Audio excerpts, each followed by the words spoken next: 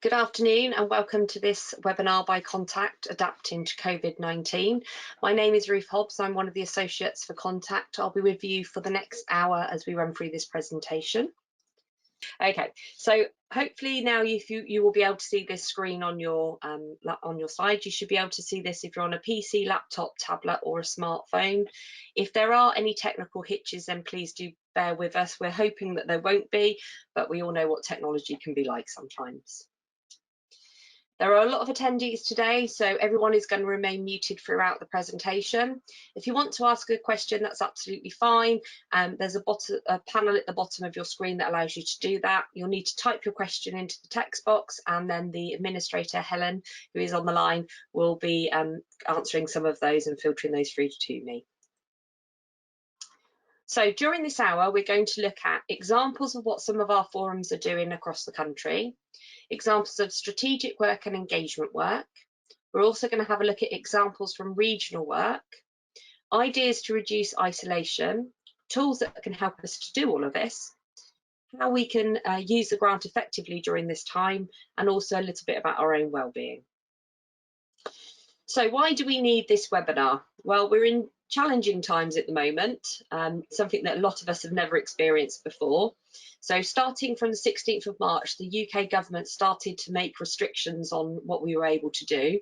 And then eventually on the 23rd of March, we went into lockdown. So May has seen some of those lockdowns eased, but we're still living under a lot of restrictions. And obviously during this week, we've now seen schools and businesses start to reopen. But a lot of the things that we do as forums are going to be impacted. So for example, gatherings above 5 are currently not allowed. So this prevents us from doing some of the activity that we would normally do. So during this time, there's a lot of pressures on active forum members. Our current world involves a large volume of juggling. So we're caring for children, and that includes the impact that the current situation is having on them. Some of our children are struggling more than they have been before. So all the appointments and assessments, those are still happening. They're just online or over the phone. They haven't gone away. Then we're juggling homeschool, and we suddenly realised how hard actually schoolwork is. And it's, from my perspective, I'm doing A-levels and GCSEs, and it's very challenging compared to when I was at school.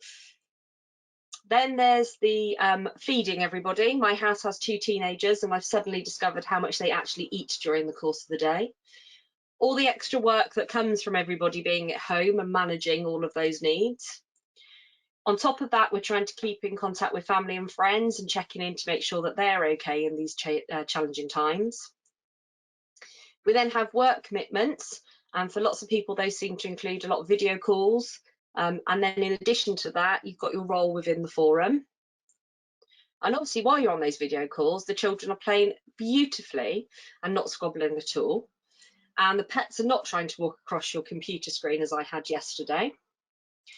While all that's going on, we also have all the social distancing and the other things that we need to do that perhaps we hadn't been doing before to make sure that our families are being protected from this virus. And even normal things like going food shopping can take twice the time that it did before. And then somewhere within this, we need to try and find some time to take a break and to recharge and look after ourselves. So all of this makes it really challenging to start thinking about actually how are we going to adapt as a forum to meet the current need. So we may feel that there's just too much to do and we don't know where to start, and that it's all a bit of a juggle at the moment. And I'm going to be honest, a lot of forums are feeling like that. So if you are feeling like that, you're not alone. Our key message from today that we want you to take away is be kind to yourself. You need to look after you and your families, and each person and each forum's capacity is going to be different. We're going to look at different forums, but we want you to bear in mind that not every option will be the right option for your forum, and these are just really ideas of things that you can try. And as I said, things will be very different, and forum members will have different capacity themselves. For example, in our local forum, I'm really fortunate. My children get on with their schoolwork during the day and I have to intervene very few times, whereas some of our other forum active members are not so fortunate and they have to physically sit with their children for the whole day. So please just bear in mind that each person will be different, and that's fine. The most important thing right now is being kind to yourself and getting through this period. So just to emphasise that, we really want you to look after you and the active forum members. Don't take on too much. It's okay to say no. And I'm going to be honest, my forum, if they're watching this, will probably be laughing because this is my real bad thing of being able to say no. But even I have been saying no during this time. It's different. Everything's different, and we have to start thinking about actually how to look after ourselves and get through this. It's okay to take a break if you need to. That's absolutely fine. Teamwork is different to what it was before. Beforehand, a lot of us would have been physically together to give support. So we need to think about ways that we can do that moving forward in a virtual way. Make opportunities for you to have fun still as a forum. It's really important that you're still enjoying being in the forum and that you're still, as the picture shows, people having a laugh. And talk about things that are not forum related. When you get together, don't feel that you just have to talk about the forum. So how can forums adapt during this time and the new way of life that we're facing? So forums are finding the things that we did in the past are no longer possible. So things like coffee mornings, events and information days, drop-ins and attendance at physical strategic meetings have all stopped. We're going to look at some examples of what forums are doing. As we've mentioned, every forum's different, so just think about whether any of these are possible or how you might be able to adapt them for you. So the first forum we're going to look at is Gloucester Parent Carer Forum. So Gloucester is a newly formed forum which is still finding its feet. They're happy for me to say that, and they're gathering members and they have a small committee at the moment. There were lots of change in guidance and they were not always accessible in a format that parents could understand, and the forum were finding that parents were overwhelmed. So they produced guidance with the council in easy read formats to answer questions that parents were asking. I've put a link on this slide which you'll get later on, and you can have a look at some of the examples of what they've done. It's also led to them doing further work. So for example, one of the issues that they produced, issues 3, discussed around issues with local supermarkets, and it was done to address some of the negative experiences that parents had had while trying to shop. This has led to more work with the health services and the council to produce a letter to be able to support families while they're actually out and about doing shopping. So Swansea followed their example, and I think it's important to note that for some forums we are quite concerned about sharing the good things that we're doing. We feel a little bit nervous, we don't want to sort of sing our own praises, but actually by Gloucester sharing what they did, Swansea were then able to say, actually, we could do that. And they followed the example of that forum. And they've produced information for their local families. And that was co-produced with the council and obviously reflects a different legislation that they have in Wales. And again, I've put a link on there for you to be able to go and have a look at that and see what that's like. The next forum we're going to look at is Cornwall. So Cornwall, again, is more of an established forum. They've been around for quite a long time. They have been very busy during this period, both at a strategic level and at a support level. They've done lots of work around direct payments, annual review, shopping to be able to support local families. And they've also done more one-to-one support with support lines and signposting. We're going to actually watch a quick video from Kay, who is one of the directors of Cornwall.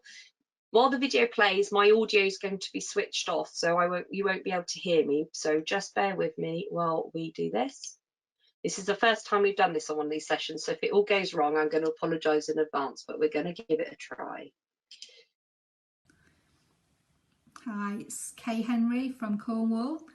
I just wanted a quick chat about some of the things we've actually been doing with our families since COVID-19 pandemic started with lockdown. One of the first things we did was organise virtual chat and coffee mornings for the parents and carers so that they could just drop in any time and have a chat, hear a friendly voice. We also started phone-in chats so that if anybody just wanted a friendly voice to chat to or they needed some support and guidance, they could phone in and there'd be somebody there for them to chat to. And of course, families can phone at any time. If we can't be there to answer the phone, we will get back to them as soon as possible.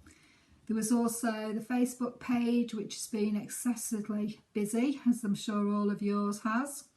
And the other thing which we decided, because there was just so much information coming in from all areas, we'd filter it down and put it together in a new bulletin which we send out every Monday for the families.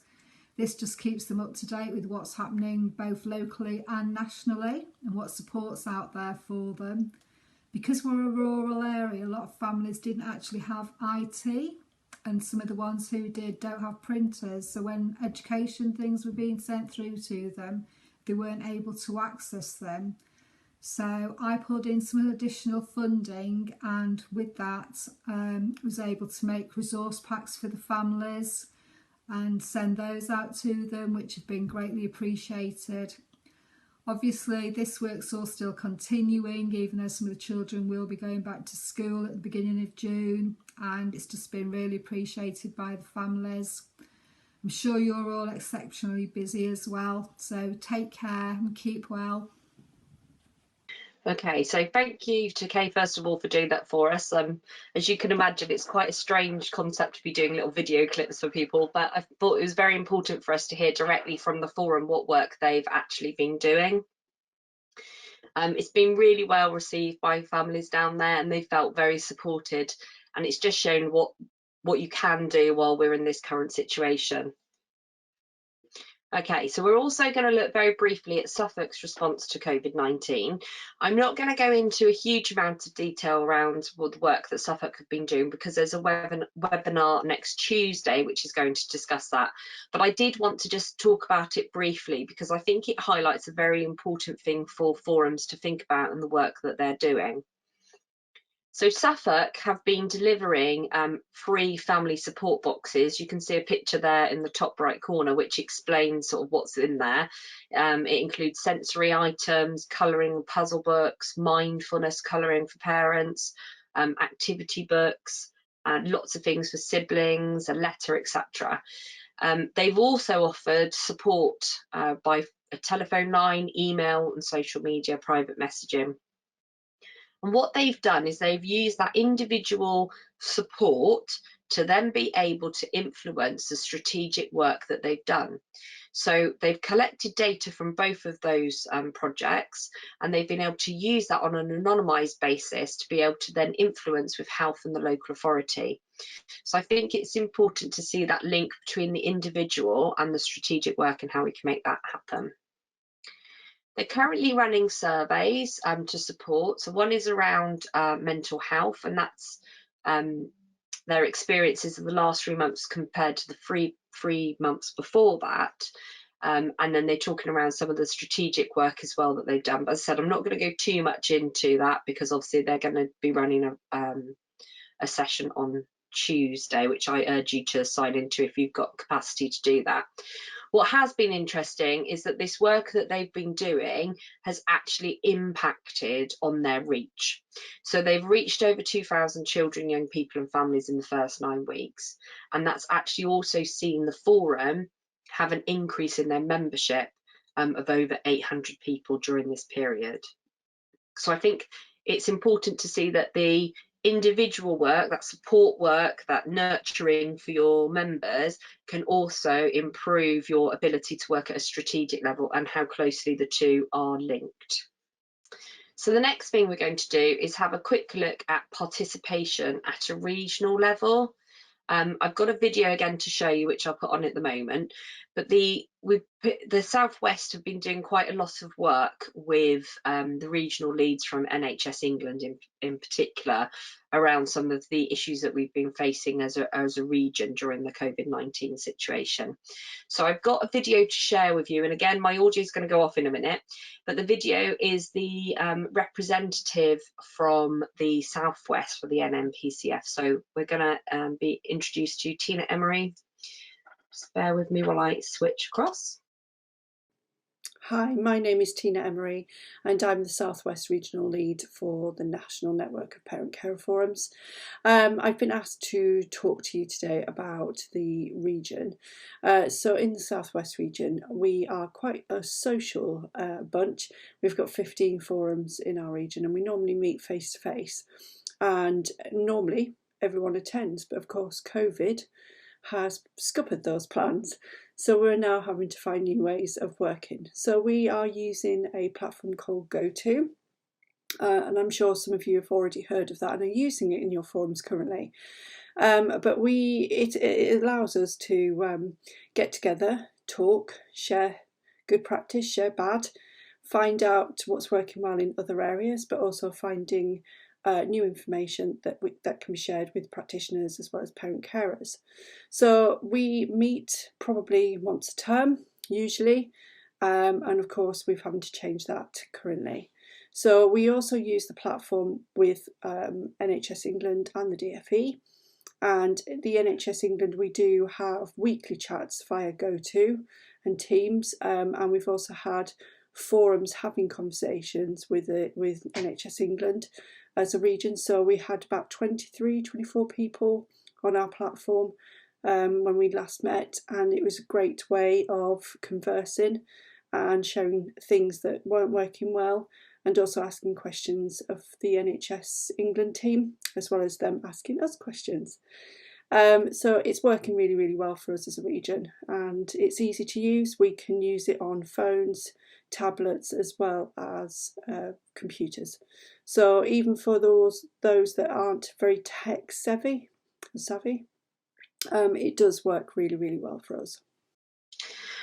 Okay, so I think that's a really good example for us of how we can still continue to do some of our regional work as well. I think forums appreciate there's things that we need to tackle at a local level, but some of the things that we're dealing with can only be dealt with at a regional or at a national level. The sessions with NHS England have actually been very productive and has allowed them to feedback directly to us about things that are happening and vice versa. So those have been very good interactive sessions. I've had a question around Suffolk and how did they get the surveys out in the first place. I am just going to mention that if you do put in a question, just to be aware there's a bit of a time lapse before I get it. So I may answer it like a slide later, so I do apologise if it doesn't quite match up with the slide that we're on. So Suffolk are going to go more into detail about what platform they particularly used on Tuesday. But what we will do later on in this session is we are going to have a look at some of the different platforms that are out there, some of the pros and cons, and how to use those. Okay, so some of the things to think about. Hopefully it will give you some, we've given you some examples of what you can do, and what we really need to do now is look at how we can do that and some of the tools that are out there, some of the things that you need to think about while you're doing it to make sure that you're protected and that you're safe, some of the learning that we've already had from other forums that have tried to do this, and things that actually if they went back now they would do slightly differently. Okay, so the first one is Zoom. So Zoom is an online meeting platform. There are lots of pros, lots of cons with all of these, and I'm just going to go through some of them with you just so that you have an overview. I don't personally have a preference as to which one I use. I've got to be honest, different organisations are using different ones, so I've used all of these now, and you'll probably find that as you're going through, different organisations will have different preferences. So some of the pros to it is very easy to use. You can have a meeting of one person, one-to-one conversations, or you can have up to 100 people. There's an unlimited number of meetings that you can book, so it's not a case that you can say I'll have you know, I can only do 5 meetings and then that's my limit. And there is the ability to have breakout rooms during those sessions as well. There are disadvantages. It's only the first 40 minutes are free for group calls, so you would only be able to have a 40-minute session, and so some of your conversations that might not be long enough. Dialing via phone is an option, but not everyone is finding that easy to set up. Media coverage around some of the issues could make parents nervous about security. So what I mean by that is you may have seen on the news around some of the sessions that have been run on Zoom that have been set up, and people, I'm going to say people not understanding the system effectively is probably the best, has led to circumstances where others have entered the room. not appropriately, let's put it that way. We had a very public incident in the area that I'm from where a local council meeting was bombed by members of the public, and let's just say they used inappropriate names and played inappropriate content. So that has been addressed now, and isn't happening, but I think it may, just to be aware that some parents may be nervous about coming onto those types of meetings and having conversations, so you will need to go through and explain that. I've just got 2 questions come in, so I'm just going to have a quick look at these, just bear with me. Okay, so Sue very helpfully has just highlighted that Suffolk joined up with another organisation to do the support pack, so that's something to think about in the future. So how do breakout rooms work, and does the organiser coordinate? Yes, the organiser would set those rooms up, and you would have a link for those breakout rooms that you would give to people for them to be able to enter. That's particularly helpful if you are running, say, a coffee session, and you had a parent that needed to talk about something confidential. So I'll give you an example of that. You may have a visitor, say for example you had your Sendia service visit and a family wanted to talk about their case. Probably don't want to talk about that in any detail in front of everybody, so you can actually allocate a breakout room for the Sendias member of staff and that parent to go into to have those conversations. It is literally just a link that you would then send. So Lynn has asked if there's any other forums that have purchased the next stage of Zoom where you're not limited to 40 minutes. I can check that out for you, Lynn, and come back to you on that one. And Heidi has said that they found that the poll function on Zoom has been really useful for getting feedback from parents during the session. So thank you, Heidi, for sending that. That's great. Okay. So the other option that a lot of you might come across is Microsoft Teams. This seems to be very popular with councils and CCGs. It's easy to install the app. I would suggest that you do install the app if you can, because there's more functionality on it. There are more companies that are now using it. The council that I'm in, we use it for all of our public scrutiny meetings, and that's going to mean that more families are used to it. You can have up to 300 users, and there is an option to change or blur your background. Now that may sound really strange, but actually for some families, they don't want everybody seeing what's in their room and where they're sat, so you can literally blur it. I'm doing gestures here and none of you can see. You just blur the background so you can't actually see anything that's going on in the background.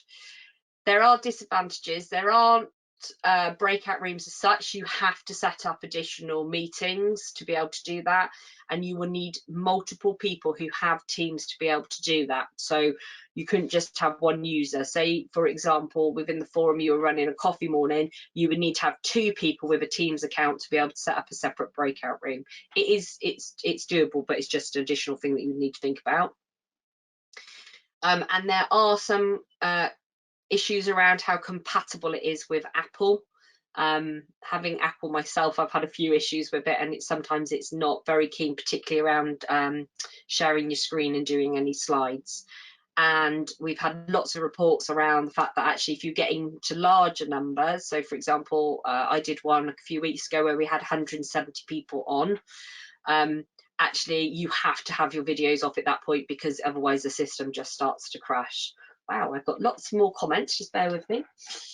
Yeah, Heidi has said that they've purchased Zoom so they can have longer meetings. That's working for them. So Heidi, could you just message back and let me know what forum you're in case anybody wants to ask you that. Again, Brent have said again they've paid for the subscription and it's £14 a month. Sunderland have brought a year's license for Zoom. They haven't had any security issues. They found it very easy to use and it's integrated well into their Google Calendar, so that's great. Christine again has said they've purchased Zoom. So there's a few forums that have used Zoom. Again, you can change the background in Zoom if that's something that's useful for you. East Riding have purchased Zoom. Julie, yes, so there's quite a few forums coming through now saying they've purchased Zoom and they found it really helpful. You can import different backgrounds. There is various options for polls on Teams, and you can put your hands up, Jackie. What I would say with Teams, unlike Zoom, is that you have to have the app live for you to be able to do that, because not all the features are available if you do it online and don't do the Zoom. Yeah, absolutely. Bandwidth issues are a major issue with Teams sometimes, particularly if you haven't got good internet service. Okay, Julie has said there, Bexley Forum, if anybody wanted to talk to them about Zoom. Okay. And Ealing as well. So if any of you got any questions, they would be ideal.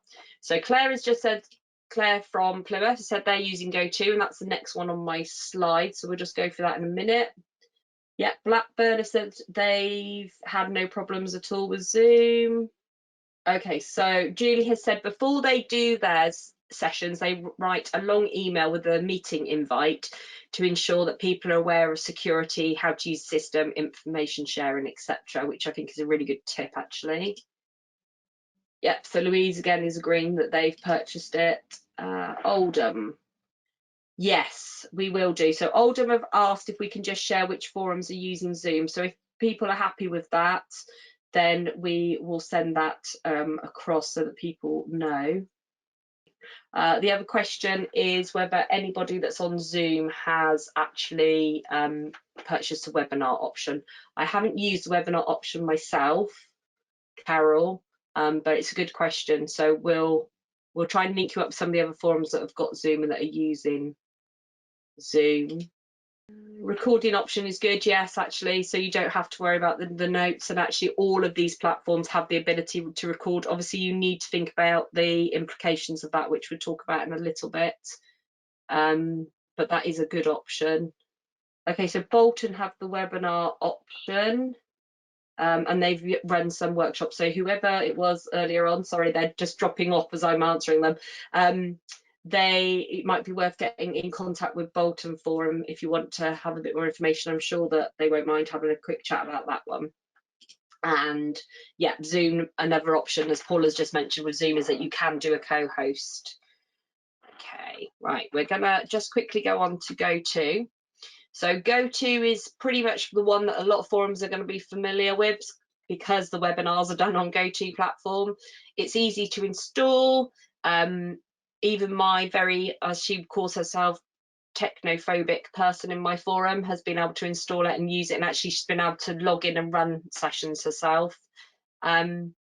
You can add on other products such as the webinar software like this. At the moment, they're offering very good deals for multiple purchases of products. It doesn't seem to have the problems that Team have around the dipping out of the bandwidth if you've got larger groups, so you don't seem to have the video issues. And again, like the others, it does allow you to transcribe meetings, so you don't have to do any note taking. Particularly the thing that I found very useful myself on GoToMeeting is when we have regional meetings, there tends to be a lot of conversation, a lot of chat going on in the chat box at the same time, and I can actually export that chat straight out into notes, so then I can just attach that to the notes, which is really helpful. There aren't breakout rooms unless you pay for that option, and unlike the others, it is a platform that you do have to pay for, so that is obviously does have an impact on whether forums choose to use that, and you need to weigh up all of the features and what you're going to use, really. There's also free conference call software, so some people are not going to like to go on to the internet and to do webinars. They don't like to do that type of thing, or they may not have the technology or the Wi-Fi in their area. Somerset, where I'm from, we've got particular areas of our county that you just do not get internet. Doesn't happen. So actually the conference call software is quite helpful. It's very easy to use because you just dial in, put in a pin. Again, you can have one-to-one meetings up to 100 people. It's unlimited number of calls, and again, as I said, some families prefer not to be on video. The cons are it can be very challenging managing larger volumes of people. Birmingham is on here, so they are fully aware of that. Our very first one that I ever did with Birmingham was interesting, us just all trying to talk at the same time. You don't know who's talking, So unlike with a lot of the online platforms, when the person is talking, it shows that it's them that's talking. You don't know that on the phone, and it can be really hard to keep control of understanding who's actually having that conversation and who's making points. And also confidentiality. It's very hard to tell who is on the phone line, and if the details have been shared outside of your group for any reason, you could have someone on your call and you would not even be aware that they are there. So it's just thinking about that side of things and making sure that anything that you're discussing that is confidential, that you've got that security. Okay, I'm just going to go back to a few more questions that have come in. So Stockport have been using Zoom weekly to do webinars on COVID topics, and partnering with the council to do that. Thank you, Paul, for sharing that. Okay, just to put a clarification around Zoom, it doesn't record the faces, just the talking, so it's just the audio that gets recorded. Thank you for sharing that. Worcestershire just said they're using Zoom. West Sussex are using Zoom Pro, and they haven't had any issues with that, and they said one of the benefits is that as a host you get to control the meeting, and I think that's key for all three of those platforms. If you are the person that set up the meeting, you have that control. Okay, so North Lincolnshire have got the subscription to Zoom, so there's quite a few people are going with Zoom, seems to be quite a popular one. Yeah, and with Paul has just mentioned they find it really helpful to go over house rules at the start of online conversations, and we're going to talk about that as well in a minute. Mentioning, yeah, things like not mentioning names of children, professionals at school, etc. Okay, so Julie said they haven't done a webinar yet, but they're planning to. Bolton have the webinar option and they're running some. Okay, so they've started to use a webinar option in Zoom, but they've reverted back to the meeting option because you can't use the meeting room lobby on the webinar option. That's worth knowing. Stockport, thank you for that. So that's on Zoom. They've just discovered that Windows 10, the new system, doesn't support GoTo or Zoom. So we need to be aware of that. That's an interesting one. That's Dorset. Thank you, Elaine. I wasn't aware of that, so that's good to know. Facebook Live. Yeah, we've done Facebook Live quite a few times. I find everybody in my forum hates it and they get outside of the video area. And so we just get videos of me. And Worcestershire NHS Trust is using Webby. Okay. And I've just had one come in from Sarah asking if anybody outside of this would be willing to share their house rules. I think that would be really helpful if anybody's prepared to do that. If you could just let us know and we'll get those circulated out, that'd be great. Okay, so there's other methods that you can use to stay in contact with people within your forum and to do that, raise awareness. We've already talked about Facebook Live, there's Twitter, Instagram, YouTube. I've put YouTube in because I've used YouTube around training, actually, strangely enough. We always do a training session for Senkos that are doing the Senko Award, and that's always May every year, and of course this year we were unable to do that, so we did very much a slideshow presentation like we would do normally, but then recorded the audio, put the two together and made it into a YouTube video, so they were still able to access that training even though we physically couldn't be in the room.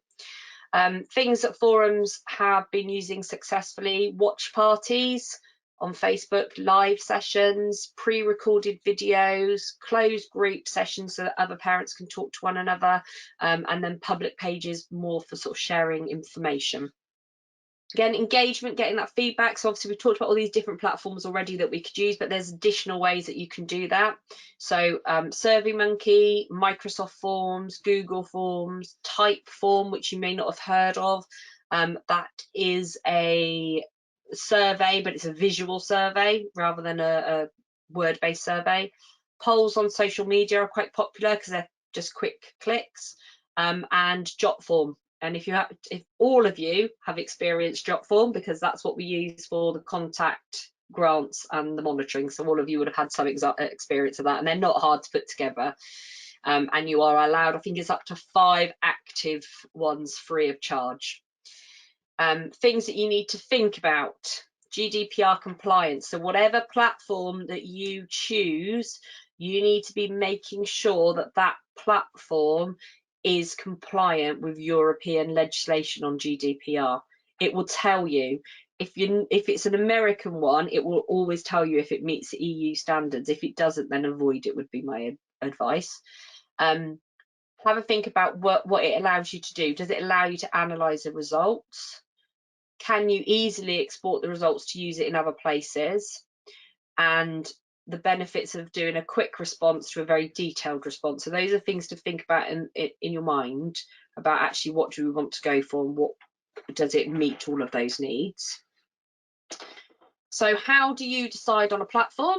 Good question. There's a lot out there. Obviously, different people are using different ones at the moment. The things to think about when you're choosing is, what is the purpose that I want to use this platform for? So what am I going to do with it? What do I want? What's my aim? What do I want to get out of this? Do you need different platform for different things? So meetings, engagement events, coffee sessions. Can you do it all on one platform, or do you need to have a variety? How do we think parents will want to engage in our area? So, will parents be happy doing online, or will they prefer to do phone calls? What is the medium that your local families prefer to use?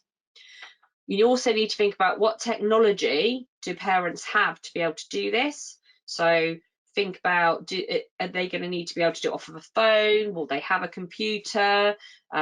Impact around data as well, and access to Wi-Fi.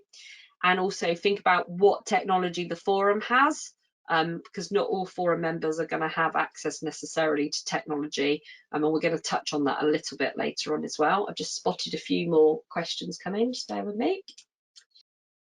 Brilliant. So Sunderland have got a few basic rules and they're going to send those across to me for sharing. Thank you, Sunderland, that's great. Again, the same for Dorset. Elaine, thank you for that. If you could send them to me, Elaine, that'd be brilliant. Thoughts on house party, which people keep suggesting to me. So those are, I'm presuming you're talking about the live videos. I personally haven't done one. I've spoken to Zara from the NMPCF has done them, and they found them really helpful. So they've picked videos that people have that they think people will be like. So a lot of them been about mental health, and then they've invited other people to do that. I think that's what Julie's asking about. And love type form, yeah, it is a bit pricey, you're right, but it is very good, and it's very accessible as well. So it's whether it's so that's Bolton. I agree, and for us we felt that it was worth it, but obviously it depends on your own personal circumstances. Sorry, I'm flicking from screen to screen and it's jumping a little bit, so I do apologise. So we said about the fact that actually we need to think about whether we've got the right technology to be able to do this. So the DfE have been a little bit more flexible this year about the use of the grant. So we need to think about what we're going to need. So for most of us, when we do our grant applications, bearing in mind Monday, so I know some of you will still be thinking about this, we would normally be thinking about money to run face-to-face engagement events, putting on information sessions, but under the current circumstances, we don't know if that's going to happen. We have no idea what our world is going to look like in September, January, February time. And it may be that actually, if we're going to be doing more virtual sessions, we're going to need different resources. So we need to think about that. We need to think about, do we need to purchase any software to facilitate any of our online engagement?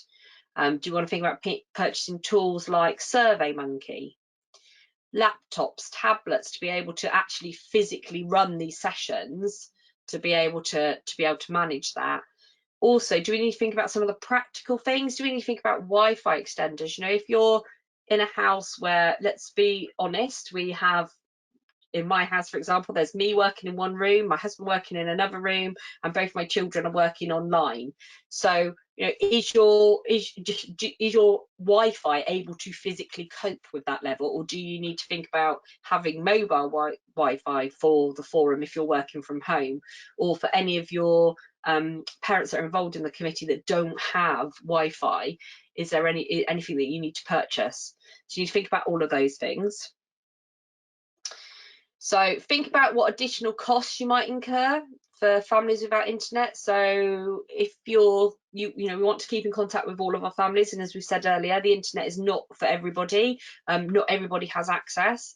So additional postage costs if you've got to be sending stuff out to families in hard copies. Any additional phone charges that you might incur. You know, is your phone cost this year going to be higher than what it has been previously because you're phoning people more? Do you need to think about things like a free post address for people to be able to keep in contact with you? Also think about things like your expenses are probably going to drop this year. So the amount that you may have allocated for expenses for travelling to strategic meetings is going to probably be less because you'll be doing more at home. But in addition, some of your other work may have changed. Do you need to think about extra staff hours? And I think it's worth mentioning at this point that previously it's always been 50% is the maximum of the grants, but for this year only, the DfE have agreed that it can be up to 75%. So just be aware of that. See, Julie's preempted me. Thank you, Julie. And the 75 might be useful for some forums, particularly if you're running more social media and online events. It may be that you need staffing. So if all of this makes you pull that face, that's fine. We've all done that. What I would suggest is you talk to your contact advisor if you're not sure. Basic rule really is, for me, is think about, actually, can I, if I'm wanting to put something into my grant, do I have a valid reason? Can I justify why I want to do it? And then have that conversation with your advisor. But just going back to our key message, it's about you right now. I'm not going to burst into a McFly song, don't worry. But just remember that right now, the priority for forums is to look after you and look after your forum members, so that when we come back into some level of normality, and we will, one day we will get back to normal, people, then you will be ready to get up and going and do what you were doing before, or even find that some of the new ways of working are the ways that you use moving forward. We've pretty much already decided that as a region, is that we are going to be doing less face-to-face and more online because of the travel. In addition, Contact have arranged for up to 8 members of each of the forums committee steering group to be able to get additional support. We use the term employee assistance program loosely. It's a company called CIC. You would have had all of that sent to you. If you haven't had that sent to you, then can you just contact your advisor, and they will be able to make sure that it's sent out to you again. And I'm just going to briefly explain, and it is very brief, about what it covers. So for individuals, there's a 24/7 telephone counselling, financial help, debt counselling, legal helpline, family help, care helpline, and you have the addition to be able to go onto the website and access some of the information, and also purchase additional sessions if that's what you need. Lots of people are struggling at the moment, and actually they are some of these things might be really, really useful in the current time or moving forward. I've just had a note from Sue, bear with me. And then for forums themselves, there's support around the management side of the forum, guidance and advice on some of the HR issues, policies and procedures. Things have changed quite a lot, and actually for forums we're dealing with things that maybe we hadn't dealt with before, like furloughing of staff, and recruiting during this time, lots of different things. They also have a toolkit around electronic communications and whistleblowing support. And again, if you have any questions on that, then please do talk to your advisor.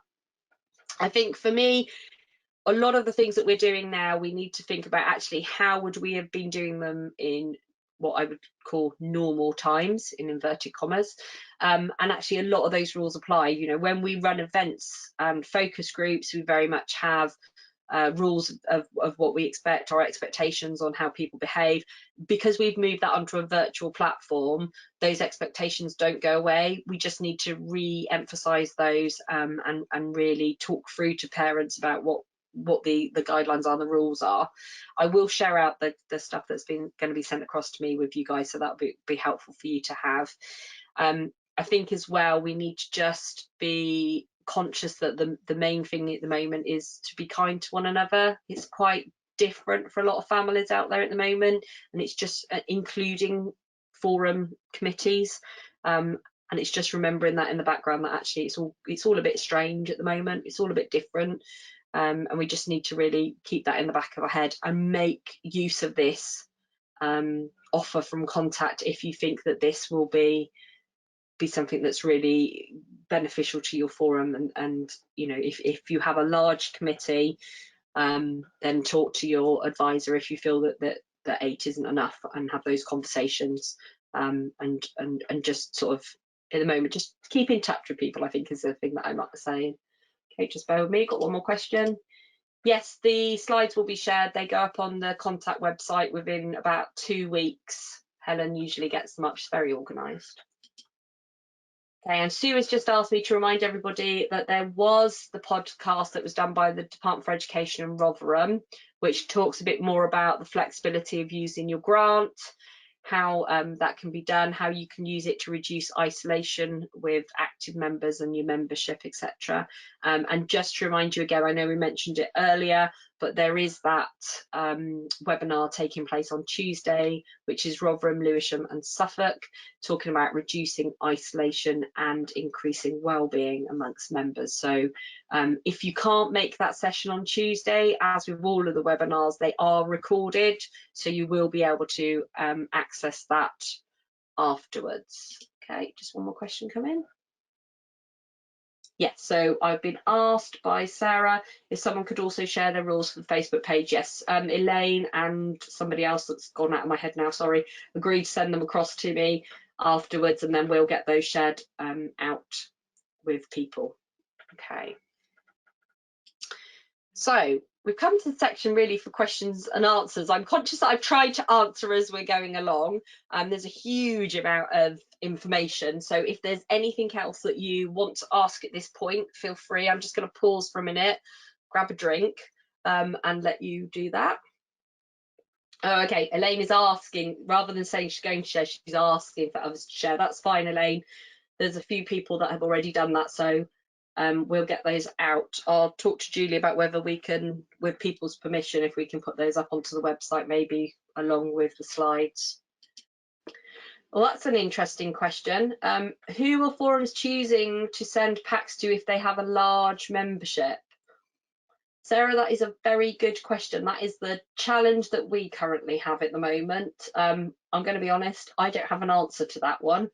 It might be worth putting on the NMPCF closed group if you're in that, and asking there for the ones that have sent out packs. And also, if you do tune in on Tuesday, we could ask Suffolk how they've made that decision, and how they've done that.